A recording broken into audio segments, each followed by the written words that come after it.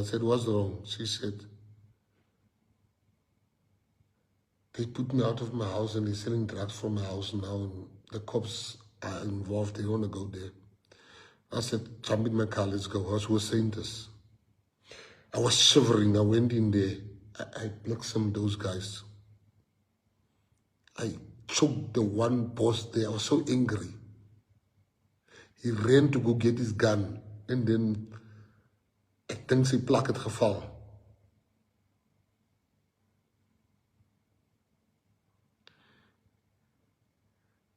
And I fought them. And I risked everything. I risked going back to jail.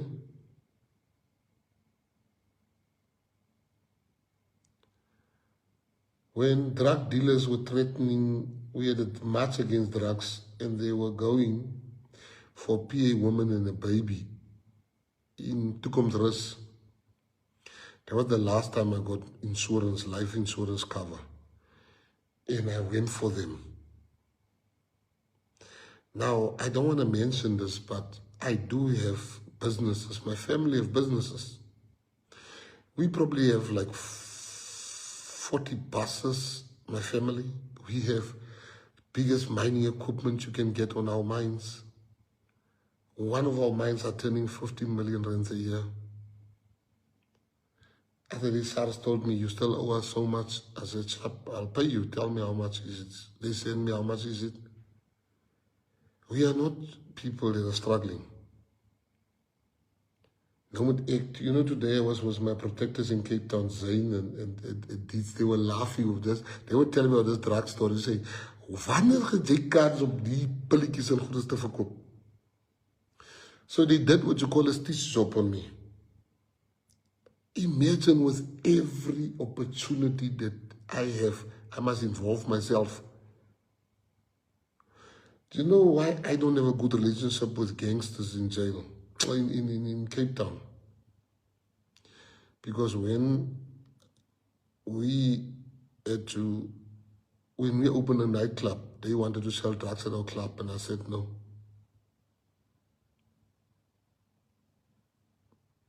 So if the letter is a cop, that's what I was expecting of him, is what I did with Zombisa.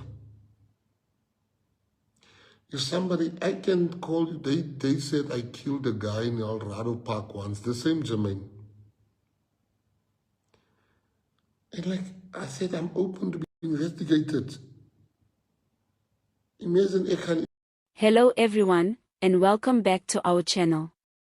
Today we are unpacking one of the most explosive political controversies currently rocking South Africa, allegations that have now engulfed a sitting cabinet minister and sparked calls for investigative action inside Parliament and beyond.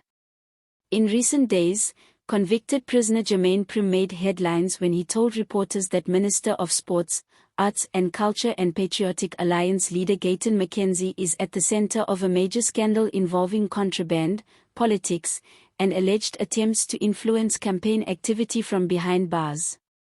Now, if you've been following this story, you'll know it first broke when Prim appeared in a telephonic interview broadcast on ENCA, speaking from within a Johannesburg correctional center. In that interview, which itself is at the heart of the controversy, Prim claimed that McKenzie had smuggled 2 cell phones into prison specifically to facilitate political communication. These weren't just ordinary contraband devices. According to Prim, they were used to coordinate political campaigning on behalf of the Patriotic Alliance, using his access and networks even while he was incarcerated. Let me be clear, smuggling phones into a prison is a criminal offense under South African law.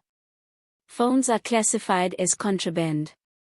They aren't allowed behind bars precisely because they provide a way for inmates to subvert security measures, contact criminal networks, and interfere with investigations.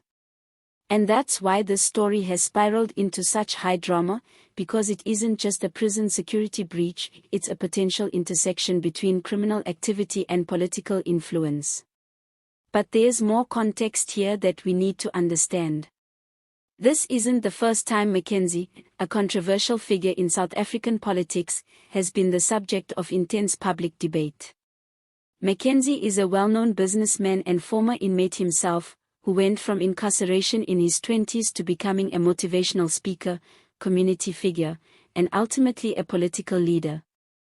In 2013 he founded the Patriotic Alliance, a party that has gained influence in recent years, particularly in municipal politics.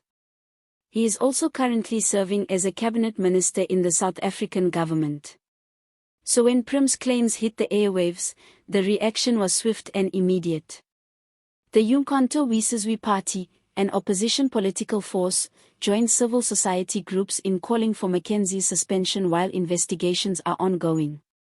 They have pointed to the seriousness of the allegations that a minister might have used illicit channels to manage political campaigning from inside a prison system and, according to Prim, helped facilitate access to key contraband tools to make this possible. The Department of Correctional Services has also come under intense scrutiny for how the interview even happened in the first place. During a meeting of Parliament's ad hoc committee, which is already probing wider matters related to corruption and criminal networks in policing and public service, officials discussed a letter from Prim that contained claims about McKenzie's connections to broader illicit activities. That letter was referenced in formal parliamentary proceedings, raising eyebrows across political spectrums. In the ad hoc committee session, MPs raised questions about how Prim could conduct a lengthy phone interview that included detailed comments about these relationships, especially given strict prison protocols. Typically, inmates are allowed calls only from payphones with strict limits and supervision. Yet this interview lasted far longer and contained points that many observers are now questioning. Now McKenzie himself has denied all wrongdoing.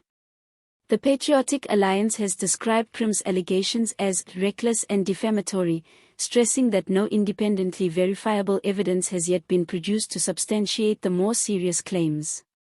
McKenzie is pushing back hard, reportedly preparing legal action against multiple parties, including the broadcaster and those he claims are amplifying unproven allegations.